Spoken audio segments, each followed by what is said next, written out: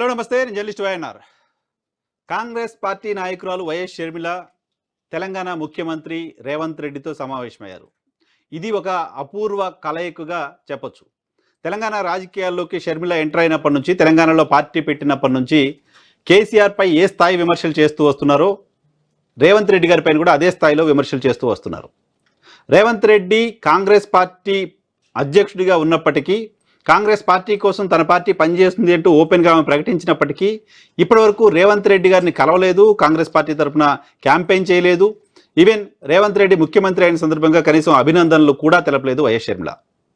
YS Sharmila పైన రేవంత్ రెడ్డి కూడా అదే అభిప్రాయంతో ఉన్నారు. ఆమెను తెలంగాణ రాజకీయాల్లోకి ఆమె రావడాన్ని ఆయన ఇష్టపడలేదు.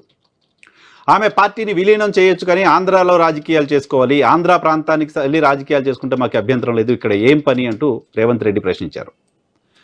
సోనియా గాంధీ ఇక్కడ రాజకీయాలు చేస్తున్నప్పుడు నేను తెలంగాణలో ఎందుకు చేయకూడదు, నేను తెలంగాణ కాకుండా ఆంధ్ర ఎలా అవుతాను అంటూ వైఎస్ షర్మిల కూడా కౌంటర్ ఇచ్చారు.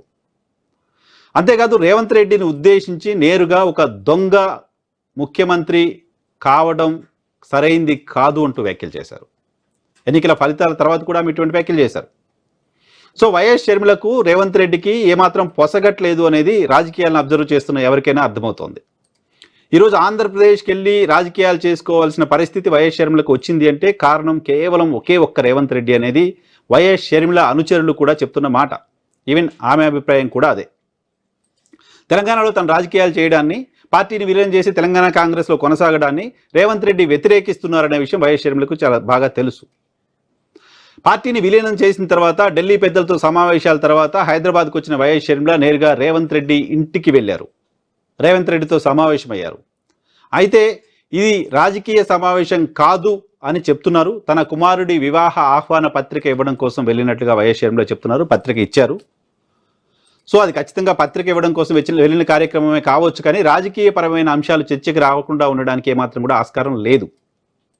ఇప్పుడు వాళ్ళిద్దరూ కాంగ్రెస్ పార్టీకి సంబంధించిన నాయకులు.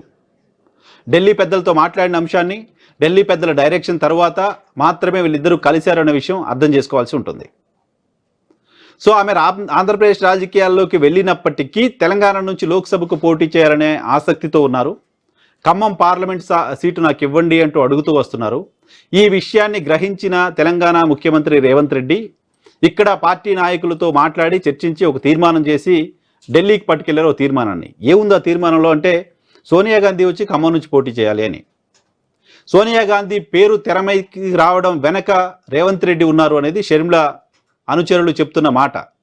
ఖమ్మం నుంచి ఆమెను పోటీ చేయించకుండా ఆపడం కోసమే సోనియా గాంధీ పేరుని తెర మీదకి తీసుకొచ్చారు లాంటి చర్చ జరుగుతోంది. ఈ నేపథ్యంలో ఢిల్లీ పర్యటన ముగించుకొని వచ్చిన తర్వాత ఆమె వెళ్ళి రేవంత్ రెడ్డిని కలవడం అంటే, ఢిల్లీ పెద్దలు వాళ్ళిద్దరికీ ఏదో ప్యాచప్ చేశారు, వాళ్ళిద్దరిని కలిసి పనిచేయాలని సూచించారు, కలిసి మాట్లాడుకోవాలని చెప్పారు. దానిలో భాగంగానే ఆమె వెళ్ళి కలిశారు అనే విషయం అర్థం చేసుకోవాలి. ఇప్పుడు ఈ కలయిక తర్వాత ఆమె తెలంగాణలో పార్టీకి సంబంధించిన యాక్టివిటీలో పార్టిసిపేట్ చేయడానికి సంబంధించి ఇమీడియట్గా అవకాశం ఉండే పరిస్థితి లేదు. ఆంధ్రప్రదేశ్ రాజకీయాల్లోకి ఆమె పరిమితం కావాల్సిన పరిస్థితి ఉంటుంది. సో ఇప్పుడు ఇకపై రేవంత్ రెడ్డి పైన గతంలో మాట్లాడిన మాటలే వైఎస్ షర్మిల మాట్లాడతారా? అదే తరహా అటాక్ చేస్తారా?